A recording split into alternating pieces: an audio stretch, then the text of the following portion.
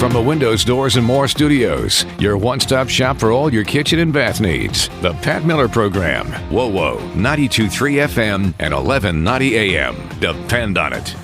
Hey, good afternoon, everybody. Welcome to the Pat Miller Program. Happy day before Father's Day to all of you out there who are fathers and grandfathers and great-grandfathers. To all of you who've had a father, hey, here comes a shocking news story. We all had a father, all right, at one point or another. There was a dad involved. But listen, happy Father's Day to everybody.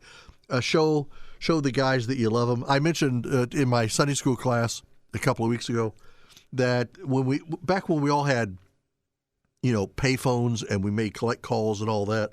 Ma Bell, the big company, told us that, in fact, the largest number of long-distance calls made were on Mother's Day. The largest number of collect phone calls were made, you guessed it, on Father's Day. That doesn't come as a surprise to anybody, does it? No, I didn't think so. Listen, a real quick update here. Cooling stations are going to be offered starting tomorrow and running through next week. The City of Fort Wayne's Office of Housing and Neighborhood Services and the Fort Wayne Area Planning Council on Homelessness announced cooling stations that will open Sunday because we're going to have some pretty high temperatures starting tomorrow and then going into next week, up over 90. The Rescue Mission downtown, 404 East Washington, 7 days a week from 8:30 to 4, regardless of temperature, and serve meals at 7, noon, and 5. So that's water, 8:30 a.m. to 4, and then meals at 7, noon, and 5. The Salvation Army, they're on North Clinton Monday through Friday this week from 8 to 4, and is on CityLink Bus Route 8. The Follinger Fryman Botanical Conservatory downtown there on South Calhoun from 10 to 5, and that's Tuesday to Saturday, and then Sunday from noon to 4. Inasmuch Ministry, which is attached there to Broadway Christian Church downtown, Mondays from 4 to 7. So a lot of places there. You can find all that at the City of Fort Wayne website. So if you need water, you know somebody that does need water, people you find downtown or near downtown, and you're concerned about them, there you go. Let's take care of everybody here. Shall we do that? Yes, we shall. Just some things I wanted to cut through on different things that caught my eye as I went through the news this week. This from Transportation Secretary Pete Buttigieg. I hope that most Americans can understand the difference between a flag that symbolizes love and acceptance, like the rainbow flag, and insurrectionist symbology, which is an appeal to the heaven flag. Okay, so people with a pride flag have greater reason and greater ability to have their flag and to place it wherever, if it's a pride flag, over any flag that maybe has religious or conservative governmental connotations. I mean, why would that be? Seriously, why would that be? We're going to have more about the pride flag because of something that's going on in Washington, D.C. with some teenagers and their scooters, and that will come up later in the program. We move on. Ana Navarro, who's one of the co-hosts on The View, and she said, "We are led by Joe Biden, who in my lifetime is the most religious president I can recall."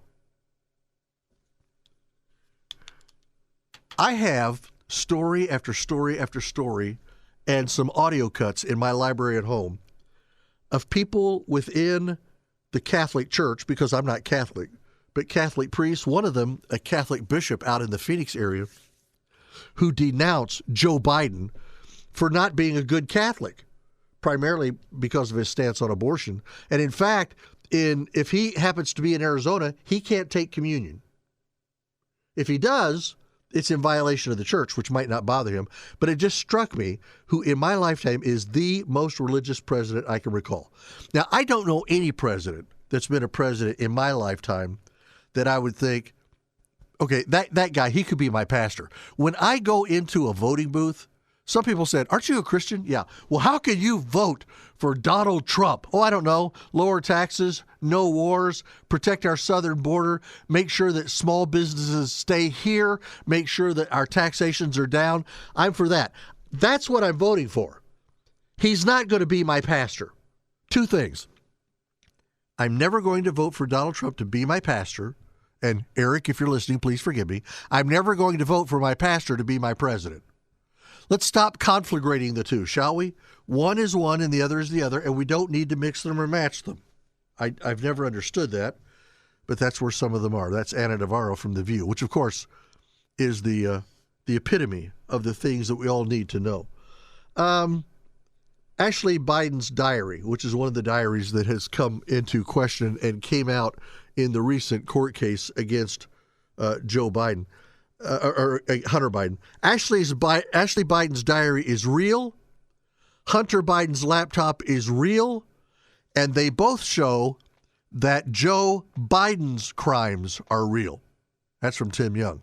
Listen, that's the problem here. This is why, the president doesn't want to drag out this thing with Hunter. That's why, no, I'm not going to pardon him. I'm not.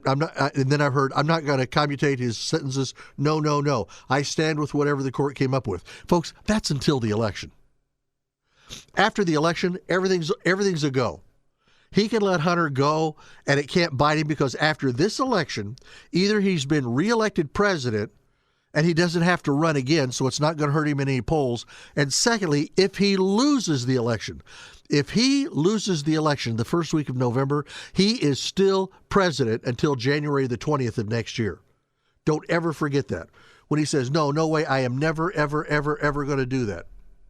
Yeah, okay, sure. Terrorists. Here's something to you from Ian Hayworth.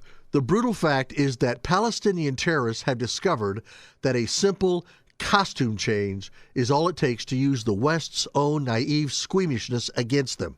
A costume change, yeah. Stop dressing like a soldier and just dress like, a normal civilian.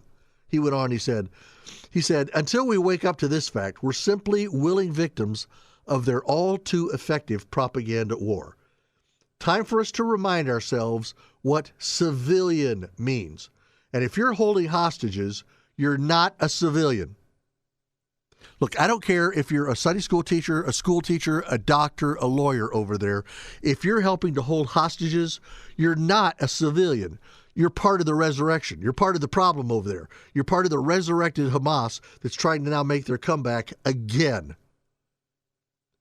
7 years ago, just over half of those surveyed said sex is determined at birth.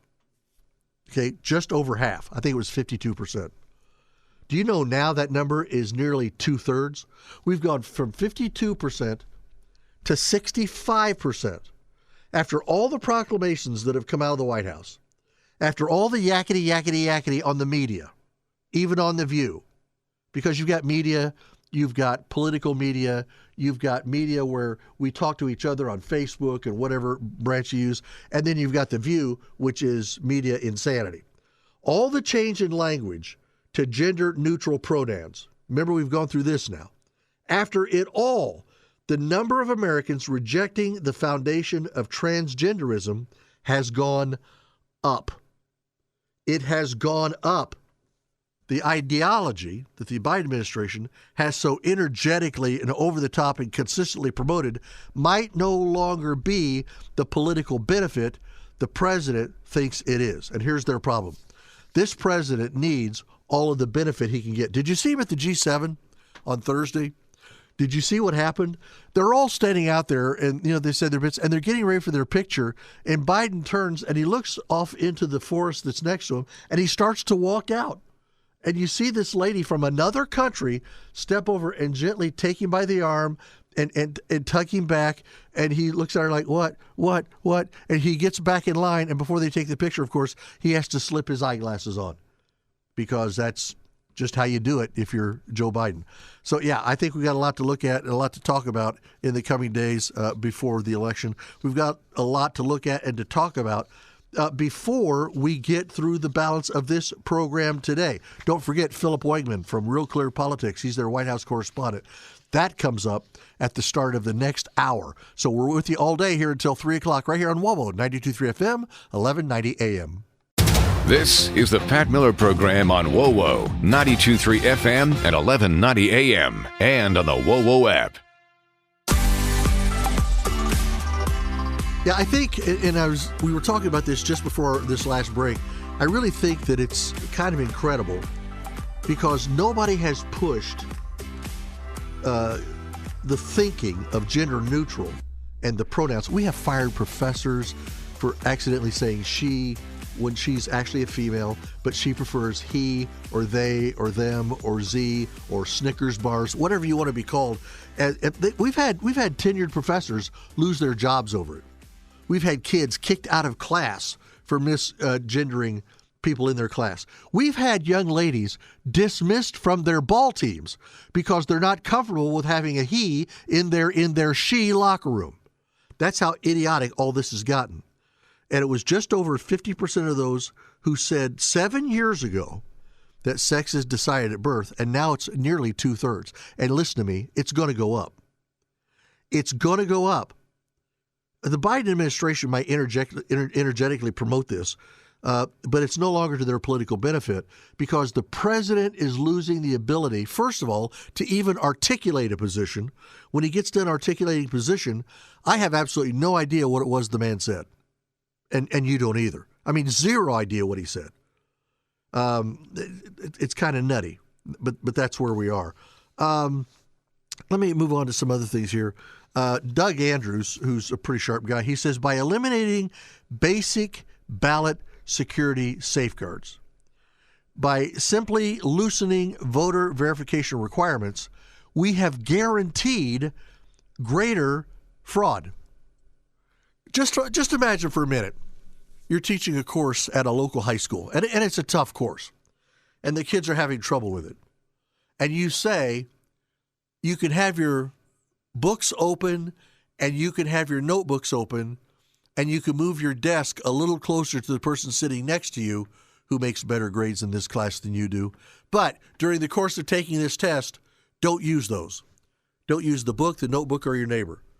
How much cheating on that test is there going to be in that room? Seriously, how much? Thanks to the Democrats, these are now the rules of the game. That we're going to have voter verification stopped, ballot security safeguards. Nope. You're going to do all of that. You're going to say, anybody that comes over the border, we're going to find a way to let you vote. That's the Democrats' way of life now. That's the new rules of the game. And the Republicans cannot fix them. The Republicans cannot fix that unless they win some more elections. That's the only way they can do it. They literally cannot do anything about it. They're not in a position to do anything about it. They've got to find a way to take care of where we are and where all of this is happening in our midst. We need to do that, and I just don't know that we're prepared for it.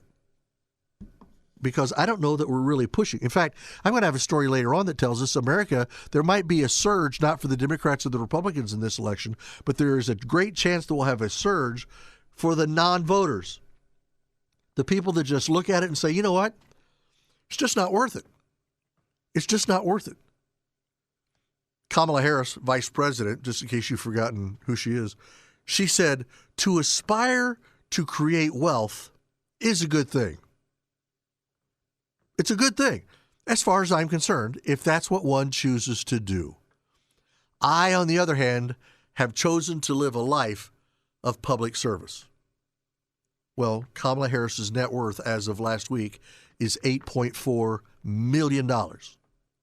And there are other wealths and ways to get ahead besides just dollars. You might ask the Speaker of the House, former Speaker of the House in the state of California, with whom Kamala Harris had quite a little fling going on for a while, and she might have gotten more money, but because she was willing, to do the horizontal dance with that former speaker out there in California, that's what got her positions in California, and then set her up where she become the vice president of the United States. I'm not trying to be ugly, nasty, or any of the rest. I'm just telling you what is. The only thing that Republicans will want to do with this Biden-Hur interview, have you heard about that? Where the president, Joe Biden, was in an interview with Robert Hur. The only reason that Republicans want this audio is to basically misconstrue and pretend as if what people are reading is actually not what happened. If we had a party that lived up to being the ethical people that we were elected to be, then I don't think that there would be a big concern. But we know that they, Republicans, cannot be trusted with anything that can be manipulated. Do you really want to go down that road? Do we need to go back and start manipulating how it is that we got out of Afghanistan, how much stuff we left, manipulating how much we've actually sent to Ukraine, manipulating the fact that we're giving them even more and we're not going to ask for the accountability that you said we were going to account for, manipulating where you were, Mr. President, when you were vice president, and the goings-on between your son and the company in Ukraine and the goings-on in China. Do you really want to tell me that the Republicans are the ones that manipulate everything? And that's your big concern? But we know they cannot be trusted with anything that can be manipulated. You know what? I think I'm going to go out. I saw a place where, very cheaply, the little tiny square mirrors, they're like 2-inch squares, and they're in a little plastic folder, so you can get them for like your little daughter so she can have a mirror just like mommy. I'm trying to figure out how I can buy enough of those that I could send one to every Democrat holding office in D.C. You've got just over 200 in the House. You've got just over 50 in the Senate. You've got the president, the vice president, the secretary of state, the Buttigieg, transportation secretary, kind of, sort of, in a way. But you know, what would it cost me to do that? I mean, if they sell for 25 cents, it's not a whole lot. You know, what, $400? I'm really thinking about buying some and just putting them in envelopes, making sure they know it's from the Pat Miller program, and just sending it to them. We're talking about, and the person saying this is Jasmine Crockett, the Democrat, who's trying to pour all over Republicans. And he goes, we're talking about an administration that has been completely transparent. It's one thing to have a president who is completely transparent and to have a president who most of the time has a mind that's completely blank. They're not the same thing. And that's my point. That's my point. This is the Joe Biden that said that MAGA Republicans' plan would increase inflation by repealing the Affordable Care Act, side with big oil to raise utility bills, let big banks rip off Americans, and blow up the debt by slashing taxes for billionaires. How do you blow up a debt by reducing taxes on billionaires or anybody? Because the Republican plan would lower my taxes too. Am I a billionaire? I don't think so. Are you? Are you a billionaire?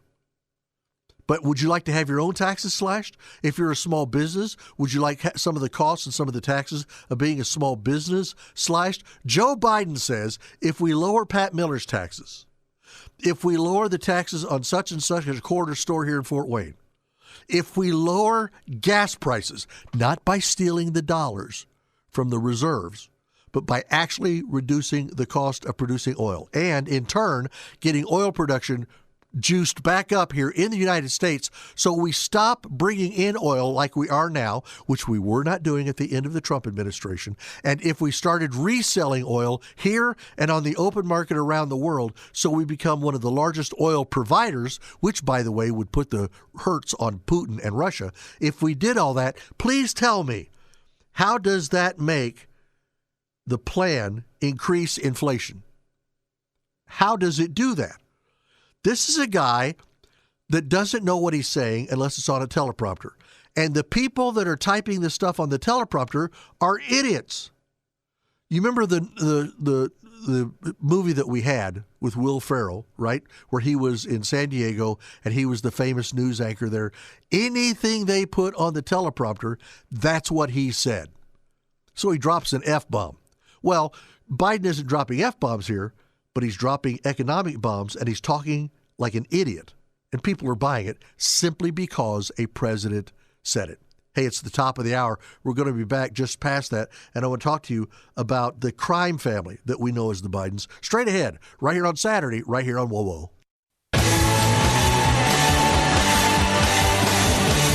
And welcome back here on the Pat Miller Program. Very glad that you're with us. Always glad you're with us every Saturday from noon to 3. And hey, remember, if you miss us because you were gone, you were at the lake, whatever, you can always go back and re-listen to the program. Easy. Go to WOWO.com, find the Pat Miller page, then click on podcasts, and boom, there they are. And they're in order. with the most recent shows first. So, for example, this program will be the program for June the 15th. And on that program, you'll see segment 1, segment 2, and segment 3. Hour 1, hour 2, hour 3. And you can go there and find out exactly what it is that you want to do and it's right there. If you missed something or if you heard it, maybe you were driving, you said, what was that Miller said? Did I hear him right? Just go back and listen to it. Or something you want to share with a friend of yours, you know they think just like you do and just like I do, or just like I don't, but you can send them and say, you got to hear what Miller said. It's in the third hour. Now, when you see those 3 podcasts for this week, last week's is right before it, and the one before that, and the one before that. Now, don't forget, you can write me. You can do it by text when I'm here at 46862. That's 46862. You text the word WOWO and then your question or comment, and it comes right here. Or email me when I'm on the air or even after I'm gone. Pretty easy. Pat Miller, all one word, no dots or dashes, patmiller@wowo.com. Now, we've talked a lot about some of the misgivings of the president and all that's happened. We've talked about Hunter, and I've got some thoughts as to why Hunter... Look, here's my thing. If you look at all the serious crimes allegedly, and I'm very careful, allegedly committed by the Biden family members, Hunter's gun conviction, his conviction is just about the same as if you'd gone back in Chicago and you had nailed Al Capone on some parking tickets. I mean, is what Hunter did a felony? Yes. Here's the reason. This is just my speculation here. You take it for what it's worth. Here's my belief. I believe the reason that the president was so profound this week and so prolific this week in saying, I stand by the court's decision. I am not going to pardon my son. And then he came out yesterday, Thursday or Friday, and said, I am not going to commutate his sentence either. Whatever it is the court decides, whatever it is the jury decides, I stand with him. That's the judicial system. Well, that's the judicial system until after the November election. Because after that, one of two things. Joe Biden is no longer president after the 20th of January. So between the first week of November and the 20th of January, it's ollie out and free. He can do whatever he wants. And he'll start pardoning his son like crazy. Not just for this conviction, but for any other convictions that might come down the pike. I'm just telling you, watch. If he does win re-election, same thing. Why wouldn't he? This is the last election that Joe Biden will ever stand for. He's not going to have any after this. So why wouldn't he? I just think that so much, and when people say, well, obviously liberty and justice are equal. Biden gets, Hunter gets convicted, Trump got convicted. They're not the same. We know exactly the 3 counts on which Hunter was convicted. We still, to this day, don't know exactly what convictions were there for the president. They never came out and said. The judge wouldn't allow the papers to be released to the public that told what the convictions were. It's not the same. Absolutely not the same. Let's go over to another problem, East versus West. Let's go over to Israel. Now, if you, out of either profound moral confusion or you just have some personal deep-seated hatred toward the nation of Israel or self-loathing of the West or maybe some combination or all the above, a lot of people since October the 7th have confused victim with victimizer, hostage rescuers with hostage takers, and the forces of civilization with the forces of barbarism. I mean, we've got the press jumping all over themselves. I cannot believe the people and the press and the newspapers and the TV stations and the shows that have come out with this all-out hatred of the nation of Israel. Israel! They're our greatest friend in the Middle East. In fact, most times, they're our only friend in the Middle East. And I'm not ready to take all of that and wad it up and throw it away just to sit there and make accommodations to try to win over the love and respect of certain members of the squad on Capitol Hill who happen to be Arab or Muslim, and it's what they want because they think it should be right. And even they make no qualms about the fact of not just promoting Hamas or Hezbollah, for that matter, or Iran, but also denigrating Israel. Look, river to the sea. I mean, that's where they stand. And I'm sick and tired of a few loudmouth, babbly women on Capitol Hill who, because they're cute and sweet and they flash their eyebrows, and because of that, they can sway a nation to accept what it is that they want to do. No, enough. Absolutely enough. It's insanity. Absolute insanity. Look, if Israel can't even bring home its own people, then the world has truly flipped upside down, which is just the way Hamas wants it. You've got Hamas getting people who are quote-unquote civilians, we think, keeping some of the victims, some of the kidnapped, in their homes. Because that way Israel can't come in and attack their homes to get those people. Now, look, I'm sorry, but if one of those hostages is my daughter,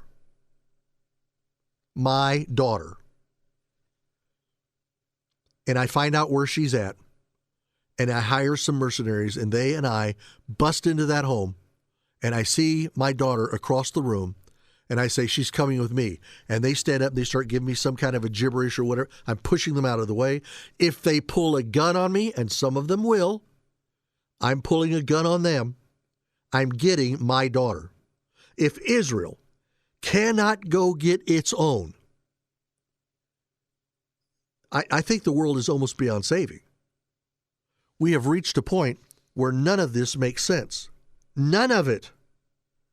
And we need to get our act together. Profound confusion? I don't know. It is what it is. The Biden campaign. Have you seen this? Have you heard the new demands of the Biden campaign? Okay, they're agreeing to debate dates now. Well, there you go. The president, he's not. Now they're making another demand. Biden doesn't have to stand during the debate. He can actually sit in a chair while they're debating. Are they going to demand that Trump sit in a chair? I mean, look, if I'm Donald Trump and I'm in fairly good health, and if the president can't stand for a 90-minute debate, and I can, maybe that's one of the ways I show the public the difference between him and me. Just picture it for a moment. There they are. They're on a debate stage. And Biden is sitting in a side chair, still rambling when he talks. And the former President Trump is standing the entire time that the debate happens. Does that not paint some kind of a picture? But they're making this demand that he will not stand and he needs to be able to sit in a chair during the debate. I'm wondering what's the next demand. Or what other demands they're going to have? Certain kind of ice water for him to drink while he's there? Are they going to say he can have teleprompters? You just wait. Something's going to happen here. I'm wondering when they're going to demand that he doesn't have to talk. You know, I mean, what are the demands going to be if all at once they finish a segment of the debate and Joe Biden goes walking off out into the forest to the side of what everything? Yeah, you say what? You got to go back and look at the video of Biden there at the G7, finishing one segment with the G7, and then he turns and he starts walking off into the forest. And some lady from another country goes and kind of catches him by the arm. And, sir, we're over here. It's time for pictures. Oh, okay. Yeah, that's your president. Back with more straight ahead. This is the Pat Miller Program on WOWO 92.3 FM and 1190 AM and at WOWO.com. Hi, folks. Welcome back. Talk a little bit more in a little bit about Father's Day, and happy Father's Day to all of you out there. It was kind of interesting looking at all the things that have come out now about Merrick Garland, the Attorney General, and this contempt charge that they've put out there. Because why? Because Merrick Garland has refused to hand over the audio recordings between President Joe Biden and his interview about the classified documents with Justice Department Special Counsel Robert Hur. He's refusing to hand them over. Now, the vote was by party line, which you would expect, with the exception of one, Representative Joyce from Ohio. You guys might want to look him up over there. But all the Republicans except he voted to hold him in contempt. The vote was 216 to 207. Joyce was the only GOP that was no. The last time an AG was held in contempt of Congress was in 2012. House Speaker Mike Johnson said Wednesday of this week before the vote that the action had to be taken because Garland is refusing to comply with a subpoena. By the way, let me just tell you, it's a lawful subpoena. This isn't something that just came up, out of clear blue out of his head. It's a lawful subpoena that they have put forth. Look, if Eric Holder doesn't want to follow subpoenas, if this one doesn't want, okay, then that's it. Let them be who they are, what they are, how they are, and let everybody live with that.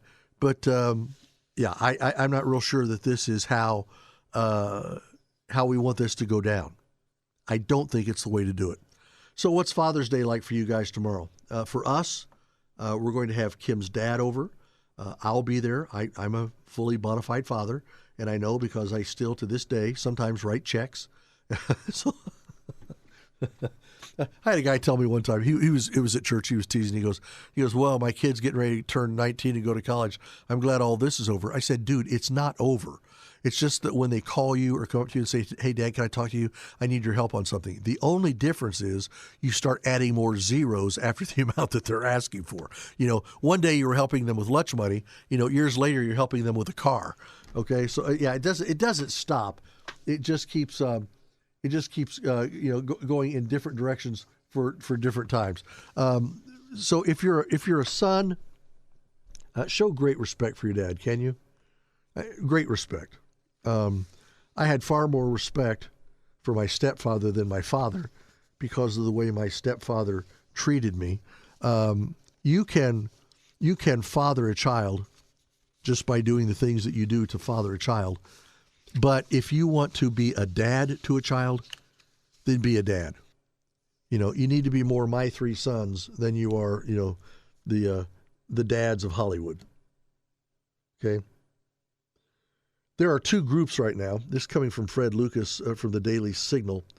And in his writing, he talks about the fact that Ukraine-based media outlet, the Data Journalism Agency, known as TexTY, published a report entitled Roller Coaster, From Trumpists to Communists. Now, the report lists forces in the U.S. stopping aid to Ukraine, and how they do it. It includes 77 organizations and 388 individuals, including former President Donald Trump and 116 House members. 2 State Department agencies partnered with the Data Journalism Agency, the Bureau of Education and Cultural Affairs, and the U.S. Agency for Internal Development. According to the report, the individuals on the list oppose supporting Ukraine. And a lot of people echo key messages of Russia propaganda aimed at depriving Ukrainians of the ability to defend themselves. I don't know. I don't know. It's been added that a Ukrainian organization partnering with the State Department known as the Myrotovets also maintained a database of alleged enemies of Ukraine. Federal bureaucrats, this is Jim Banks, should not support or partner with foreign groups that attempt to intimidate and silence U.S. citizens and lawmakers. I am urging the Appropriations Committee majority to support efforts in the fiscal year 2025 bill to force the State Department and USAID to end all relations with foreign NGOs like TexTY that seek to silence the speech of Americans that they dislike and sway U.S. policymakers to serve their own interests. I think this is important to look at and to see exactly what the positions are and what it is that we hold. I want to support things I want to support.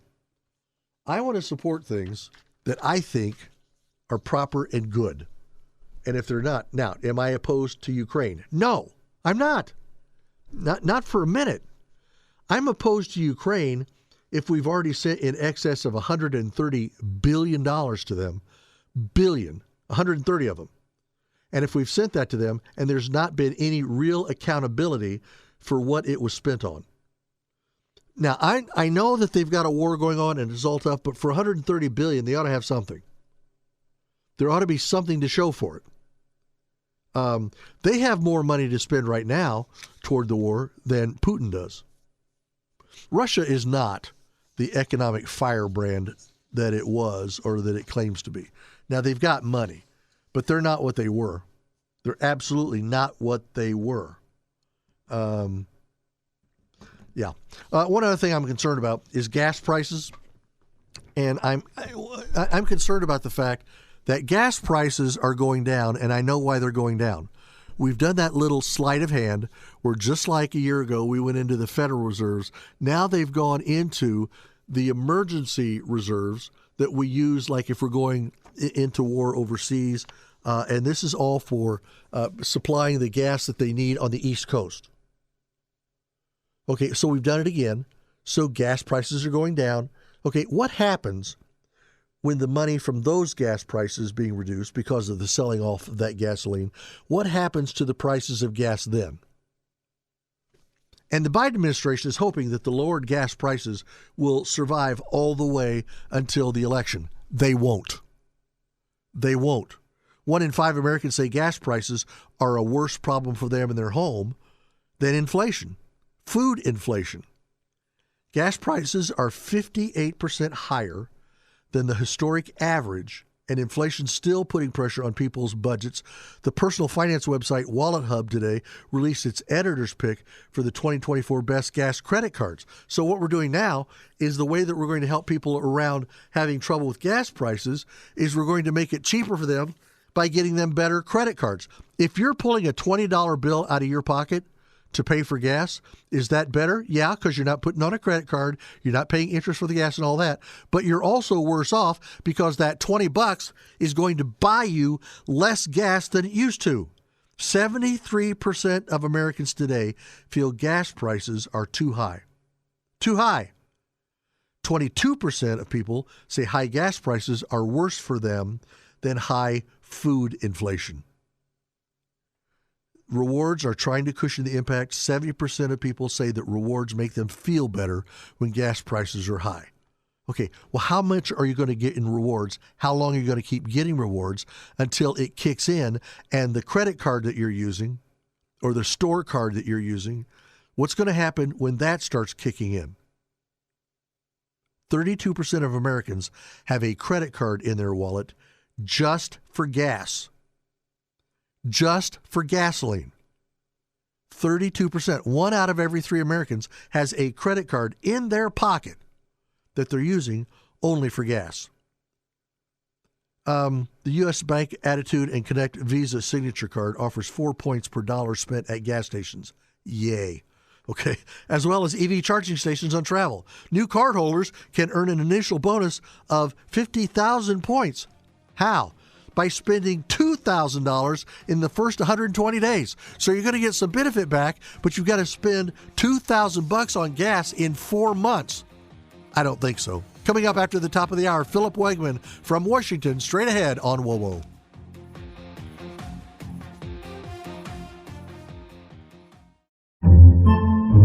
Podcasts by Federated Media.